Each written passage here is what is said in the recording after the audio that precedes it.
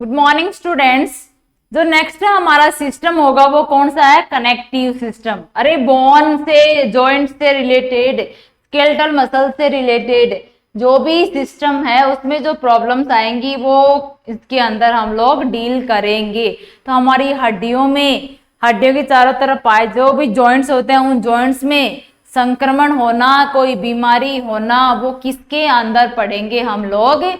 Management of common connective tissue. In common connective tissue जो joints वगैरह होते हैं उस जॉइंट्स के अंदर होने वाली बीमारियों के बारे में हम क्या करेंगे? डिस्कस करेंगे। अगर यहाँ हम फर्स्ट वन की बात करें तो ये क्या होता है? Rheumatoid arthritis. ध्यान से सुनना, रूमेटॉइड आर्थराइटिस अगर पढ़ोगे तो ये ऑटो इम्यून डिसऑर्डर है। पहले ही मैं बता चुकी ऑटो इम्यून के बारे में। Rheumatoid arthritis auto immune problem है और इस ऑटो इम्यून प्रॉब्लम के अंदर क्या होता है? जो जॉइंट्स होते हैं उन जॉइंट्स में क्या हो जाता है? इन्फ्लामेशन हो जाता है, सूजन आ जाती है, संक्रमण हो जाता है। कहाँ पे? जॉइंट्स में। जब दो हड्डियां आपस में जुड़ती है तो वहां जॉइंट बनता है। उस जॉइंट के अंदर अगर इन्फ्लामेशन, संक्रमण या सूजन आ जाए उसको आप क्या बोलते हो? Rheumatoid arthritis. क्या लक्षण आएंगे? सुबह सुबह जब माताजी या पिताजी जब उठेंगे तो हड्डियों में करकराहट की आवाज आएगी, आपस में जॉइंट में फ्रिक्शन होगा, दर्द महसूस होगा, थोड़ी देर के लिए चल नहीं पाएंगे। ये मॉर्निंग वॉक जो सुबह सुबह उठेंगे ना तो वो उनकी डिस्टर्ब हो जाती है। किसके अंदर? रूमेटॉइड आर्थराइटिस के अंदर। आर्थराइटिस का मतलब होता है जॉइंट का इन्फ्लामेशन। समझ में आ रहा है? जॉइंट्स के अंदर क्या हो जाती है? इन्फ्लामेशन हो जाती है, उसी को आप क्या बोलते हो? Rheumatoid arthritis. जगह जगह पे जहां जहां जॉइंट्स बने हैं उस जॉइंट्स पे क्या बन जाती है? गांठें पड़ जाती है, फूल फूल के गांठें सी पड़ जाती है, वो इन्फ्लामेशन ही होता है। अब जॉइंट्स आपको पता है हर एक बोन, दो बोन के बीच में पाया जाता है, हर एक कार्टिलेज के बीच में पाया जाता है, छोटी छोटी बोन्स के बीच में पाया जाता है। जहां जहां जॉइंट्स होते हैं उनका इन्फ्लामेशन क्या कहलाता है? Rheumatoid arthritis. अगर यहां देखे जाए रूमेटॉइड आर्थराइटिस एक chronic auto immune connective tissue की बीमारी है। Auto immune connective tissue joint की बीमारी है जो प्राइमरली जॉइंट को क्या करती है? प्रभावित करती है। हालांकि ये डिजीज लंग्स में भी हो सकती है, हार्ट में भी होती है, आई में भी हो सकती है, बट मोस्टली ये किसको अफेक्ट करती है? जॉइंट्स को अफेक्ट करती है। कौन? Rheumatoid arthritis. इस डिसऑर्डर में बॉडी का immune system normal joint tissue पर अटैक कर देता है। अरे हमारा सिस्टम, हमारा इम्यून पावर, रोग प्रतिरोधकता अपने आप डेवलप होके हमारे ही जॉइंट्स पे, हमारे टिश्यू पे क्या करेगी? आक्रमण कर देगी, जिसकी वजह से जॉइंट के आसपास की जो मेम्ब्रेन होती है वो सूज जाती है और संक्रमित हो जाती है। ये ऑटो इम्यून का वजह से दिया रखा है कि हमारे शरीर की जो सामान्य सेल्स होती हैं उन पे क्या होता है? जो इम्यून सिस्टम है वो अटैक कर देता है अपने आप ही, जिसकी वजह से वहां की सेल और टिश्यू क्या हो जाएंगे? संक्रमित हो जाएंगे, इन्फ्लेम्ड हो जाएंगे, सूज जाएंगे। उसी को आप क्या बोलते हो? Rheumatoid arthritis. कारण क्या है? एग्जैक्ट कॉज का तो पता नहीं है भाई साहब, बाकी संभावित कारण हम बता सकते हैं। आनुवंशिक कारण सबको पता है। एक्सपोजर टू इन्फेक्शियस एजेंट, अगर इन्फेक्शियस एजेंट कोई भी बैक्टीरिया, वायरस के कांटेक्ट में आने की वजह से एंटीबॉडी बनी हुई है तो वो कर देती है। बढ़ती हुई उम्र में भी क्या होता है? ये कारण हो सकता है। तनाव और थकान भी हो सकती है। और फीमेल में, मेल की बजाय फीमेल में आर्थराइटिस ज्यादा देखने को मिलता है। क्या? महिलाओं में मेल की बजाय ज्यादा देखने को मिलता है। और जो लोग स्मोकिंग करते हैं उन स्मोकिंग वालों में भी रूमेटॉइड आर्थराइटिस है वो हो सकता है। एग्जैक्ट कॉज का तो पता नहीं है, बट क्या कुछ जैसे किसी संक्रमण की दूसरी, मान लो हड्डियों में प्रॉब्लम हो गई थी उसकी वजह से हो गया, या ट्यूबरकुलोसिस हो गया था हमें तो उसकी वजह से भी जॉइंट्स में प्रॉब्लम आ सकती है। अदर कोई संक्रमण की वजह से हो गया, स्मोकिंग की वजह से हो गया, ओबेसिटी की वजह से भी ये प्रॉब्लम हो सकती है। तो ऐसे बहुत सारे कारण होते हैं, बाकी ऑटो इम्यून तो है ही है। तो ये सारे बहुत कारण है जिनकी वजह से क्या हो जाता है, रूमेटॉइड आर्थराइटिस अपने आप जॉइंट के अंदर इन्फ्लामेशन करवा देता है। अगर यहाँ हम इसके क्लिनिकल लक्षणों की बात करेंगे तो साइनोवियल मेम्ब्रेन के इन्फ्लामेशन के कारण जॉइंट पर क्या हो जाएगी, स्वेलिंग हो जाती है और टेंडरनेस, दर्द भी होता है। हार्ड होके दर्द एकदम से सूजन वहां पे रहेगी और दर्द भी रहेगा।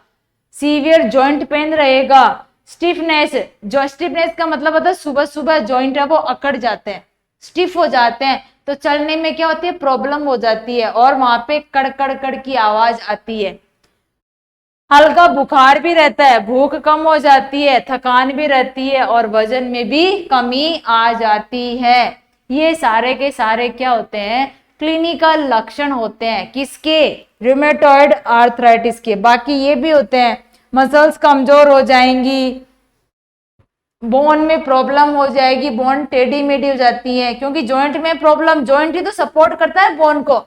अब अगर जॉइंट में ही संक्रमण हो गया तो बोन तो डिफॉर्मिटी होगी, टेढ़ी मेढ़ी भी बोन वहां पे हो सकती है, मसल्स भी कमजोर हो सकती हैं। बाकी भी बहुत सारी प्रॉब्लम है जिनकी वजह से जो अपने घुटने वगैरह होते हैं, टखने वगैरह होते हैं, तो उनके जो जॉइंट है वो आपस में घिस जाते हैं। समझ में आ रहा है भाई, जो घुटने वगैरह टखने वगैरह जहां पे एडी के पास जो जॉइंट बने रहते हैं वो जॉइंट क्या होंगे, आपस में फ्रिक्शन करेंगे, घर्षण करेंगे तो वो घिस जाएंगे और घिस के क्या हो जाएंगे, कमजोर हो जाएंगे, तो हड्डियां टूट भी सकती है। ये सारे क्या होते हैं, इसके क्लिनिकल लक्षण सारे लिखे पड़े हैं। बाकी मसल्स कमजोर हो जाएंगी, हड्डियां भी कमजोर हो जाएंगी, हड्डियां टेढ़ी मेढ़ी हो जाएंगी, जॉइंट घिस जाएंगे और घिसने की वजह से हड्डियां टूट भी सकती हैं। समझ में आया, ये सारे क्या होते हैं, इनके कुछ क्लिनिकल लक्षण होते हैं।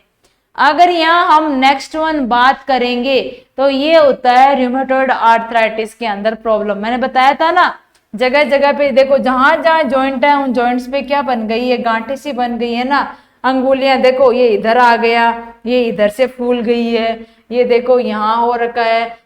अंगुलियां जैसे देखो ये ऐसे, या तो हाथ ऐसे हो जाते हैं, टेढ़े मेढ़े ऐसे हो जाते हैं, मतलब ऐसे भी हो जाते हैं और गांठें निकल आती हैं, उसी को आप क्या बोलते हो, नोड्यूल्स बन जाते हैं।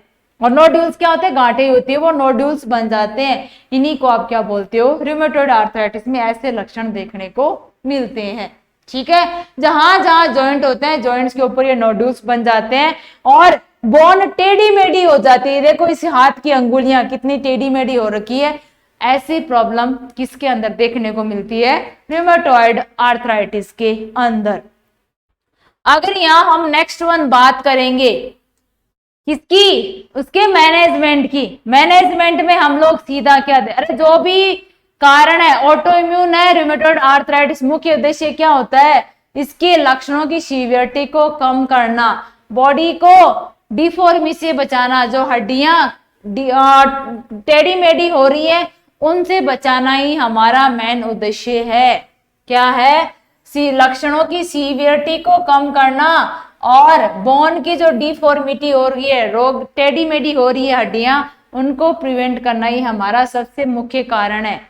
क्या देते हैं, disease modifying anti rheumatic drug देंगे, DARDS, disease modifying anti rheumatic drugs.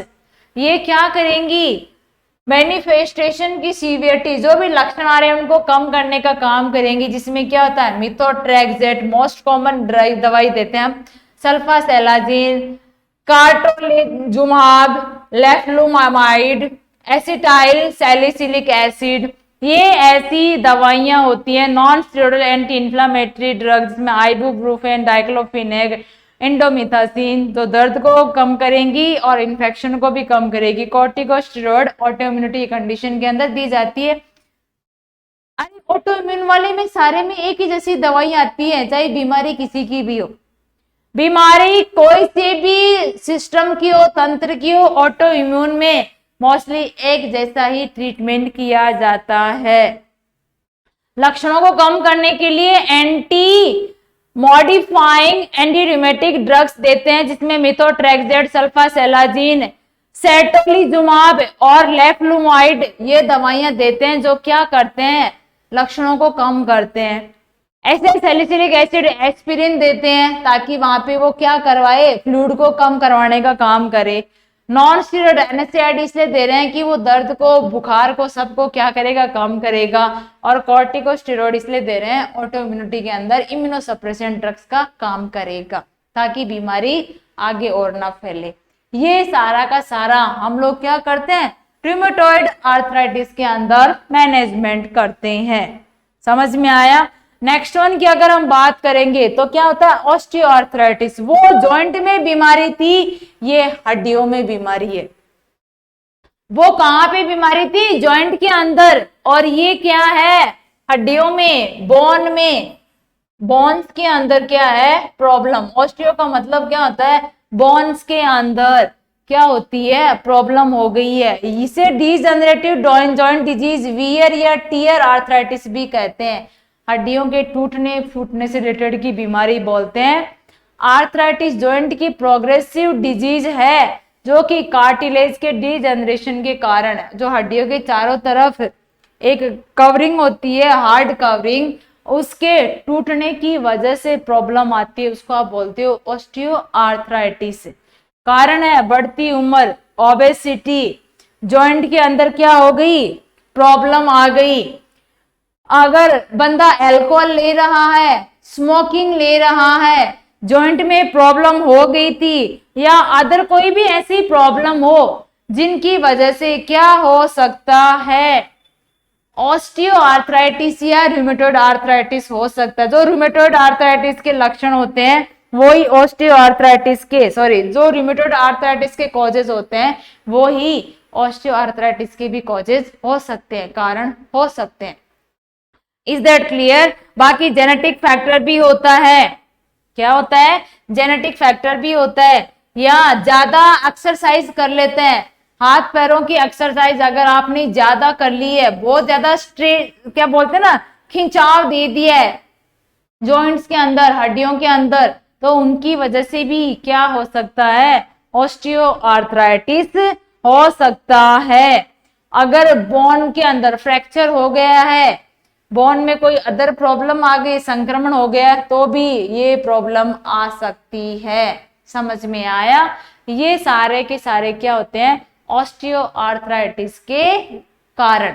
क्या है, वियर और टियर आर्थराइटिस। अरे इसका मतलब होता है या तो कट गया है या बहुत ज्यादा ढक गया है, कौन, जॉइंट, या तो जॉइंट के पास में कुछ भी नहीं बचा है, पूरा का पूरा टूट गया, या फिर जॉइंट के चारों तरफ बहुत ज्यादा कुछ साइनोवियल फ्लूइड भर गया, उसी को आप क्या बोलते हो, ऑस्टियोआर्थराइटिस। मैं हड्डी का आपको एग्जांपल दिखाऊंगी, बोन का, जिसमें जॉइंट वगैरह सब दे रखा है कि कैसे फ्लूइड भरा हुआ है। ये सारे क्या होते हैं, प्रोग्रेसिव और डीजनरेटिव। वही है, हो गई, ठीक नहीं हो पाएगी, बस दर्द को कम कर सकते हैं, लक्षणों को कम कर सकते हैं, बीमारी तो रहेगी रहेगी। कारण क्या है, बढ़ती हुई उम्र हो गया, मोटापा हो गया, जॉइंट में क्या हो गया, कोई चोट लग गई है, हड्डी में कोई चोट लग गई है, हड्डी में कोई संक्रमण हो गया है, अगर उसकी जेनेटिक, अगर उसकी मतलब फैमिली हिस्ट्री हो किसकी, इस बीमारी की, या ज्यादा एक्सरसाइज कर लियो, स्ट्रेचिंग ज्यादा कर लियो, किसकी, जॉइंट्स की, तो ये सारी प्रॉब्लम्स क्या करती है, ऑस्टियोआर्थराइटिस करवा देती है।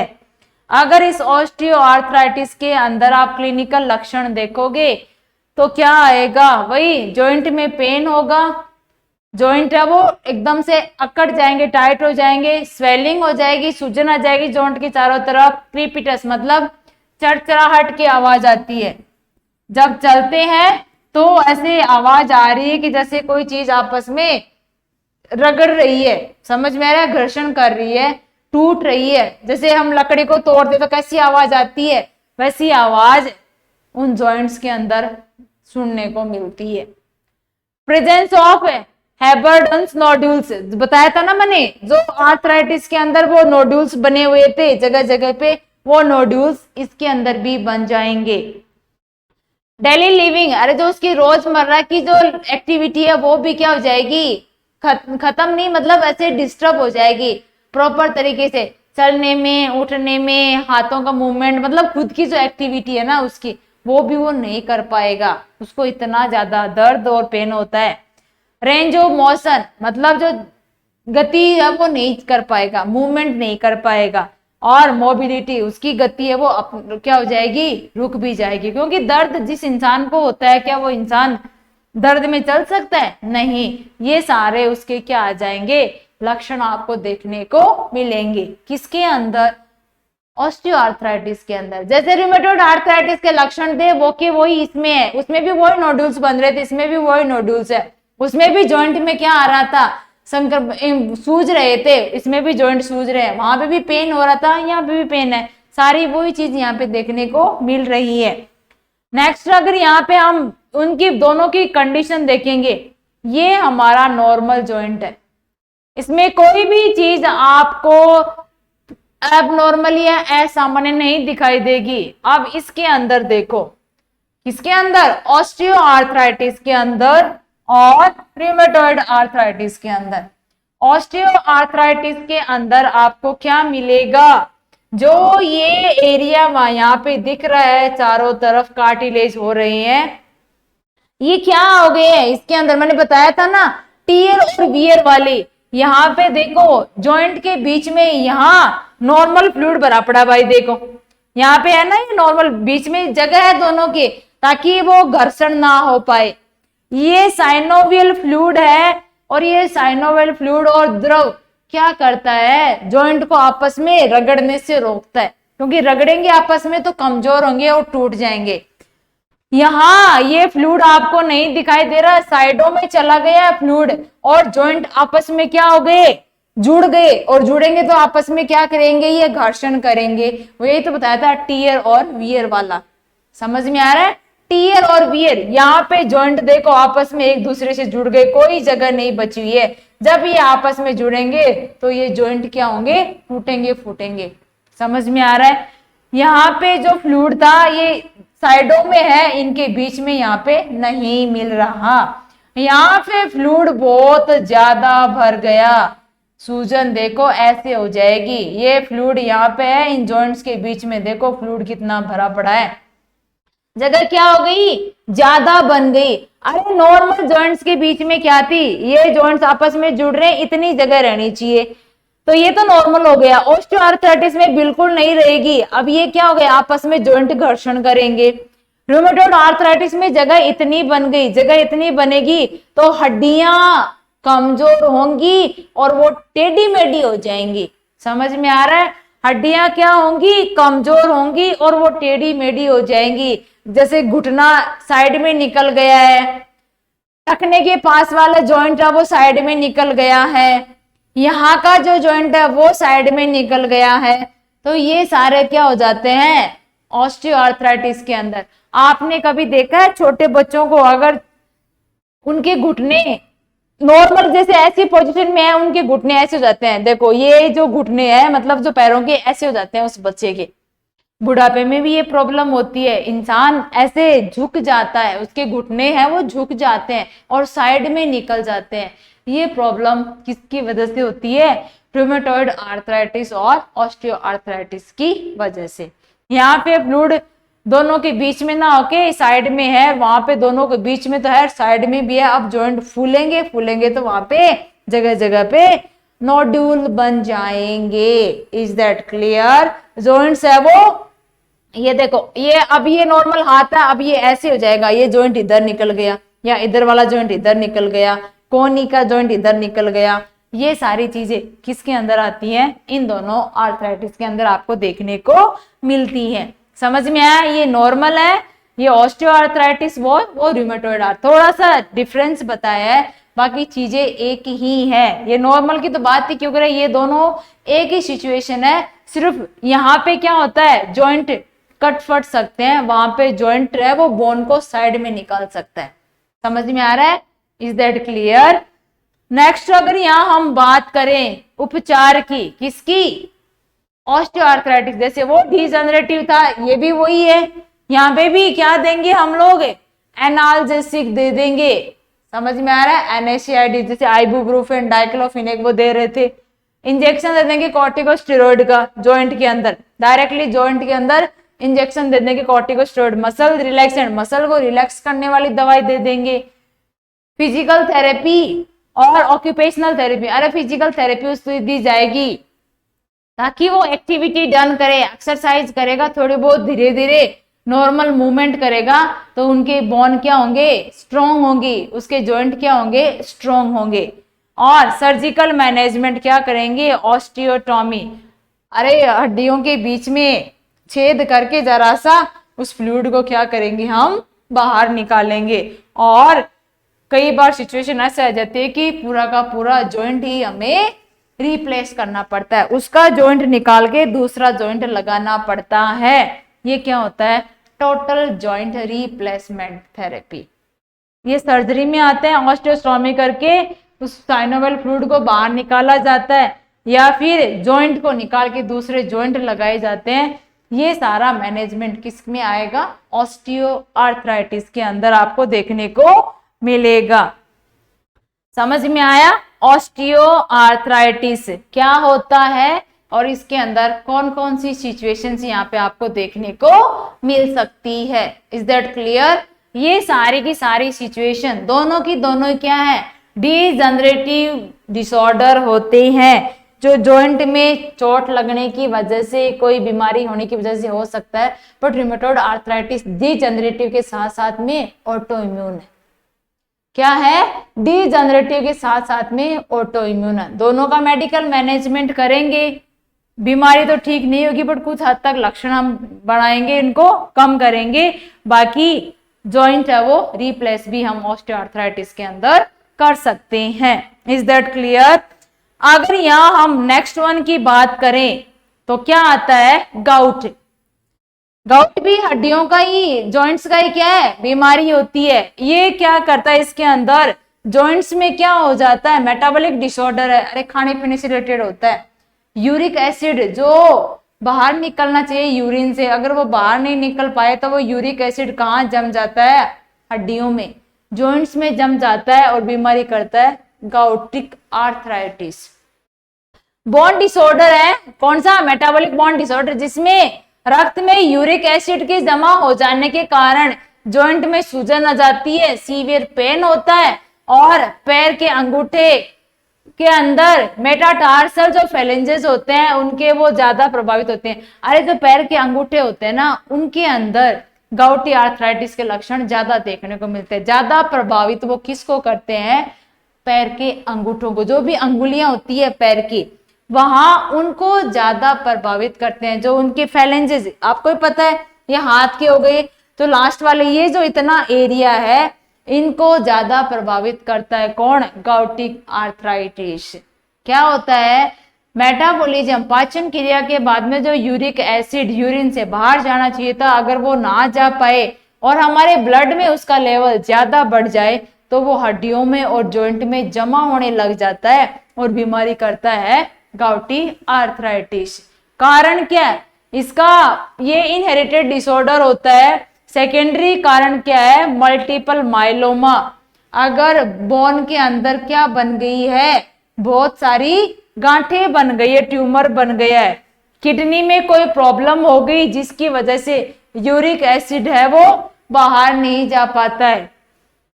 पॉलीसाइथीमिया, अगर प्लेटलेट्स की क्या हो गई, डेफिशिएंसी हो गई है, प्लेटलेट जो सेल्स होती हैं अगर वो क्या हो गई, प्रॉब्लम में आ गई है। कीमोथेरेपी और रेडिएशन थेरेपी भी इसका कारण हो सकती है। कुछ दवाइयां जैसे थायजाइड, डाययूरेटिक्स, लिवोडोपा और एस्पिरिन, ये दवाइयां अगर हम जिस किसी बीमारी में ये दवाइयां काम में लेते हैं तो ये दवाइयां क्या करती है, यूरिक एसिड का लेवल बढ़ाती है। समझ में आ रहा है, ये दवाइयां क्या करती हैं, यूरिक एसिड का लेवल बढ़ाएंगी। यूरिक एसिड का लेवल बढ़ेगा तो बीमारी जॉइंट्स की क्या आएगी, गाउटी आर्थराइटिस। बीमारी वही है किसको अफेक्ट कर रही है? सिर्फ और सिर्फ पैरों की जो अंगुलियां होती है ना, उन अंगुलियों को अफेक्ट कर रही है, बाकी जॉइंट्स को नहीं करेंगी, सिर्फ अंगुलियों के जॉइंट्स को अफेक्ट करेंगी। उसी को आप क्या बोलते हो? गाउटी आर्थराइटिस। अगर आप इसका डायग्राम देखोगे तो ये देखो, यहाँ जो ये जॉइंट्स बने होते हैं, इन जॉइंट्स के अंदर ये क्या देखो, क्या जमा हो गया? Uric acid. ये क्या है? जॉइंट्स बना था, इस जॉइंट्स के अंदर क्या बन गए? यहाँ पे ये जो है इधर ये यूरिक एसिड जमा हो जाता है और ये जॉइंट सूज जाते हैं, जो यहाँ पे जो मोस्टली किसके अंदर दिखाई देते हैं? पैरों के अंदर। समझ में आ रहा है? ये क्या जमा हो गया? पूरा का पूरा यूरिक एसिड यहाँ पे जॉइंट्स के बीच में जमा हो जाता है और बोन्स में डिफॉर्मिटी, जॉइंट्स में डिफॉर्मिटी कर देता है। उसी को आप क्या बोलते हो? गाउटी आर्थराइटिस। आप इसका दूसरा डायग्राम देखना जिसमें आपको पता चल जाएगा किसको बोलते हैं गाउटी आर्थराइटिस। ये दिख रहा है आपको? देखो कितनी बड़े बड़े नोड्यूल्स, जो ये यूरिक एसिड का भरा हुआ गुबार है। यहाँ पे ये यूरिक एसिड भरा हुआ है इन सब के अंदर, और ये क्या कर रहा है? आर्थराइटिस कर रहा है हाथ और पैरों के अंगुलियों के अंदर।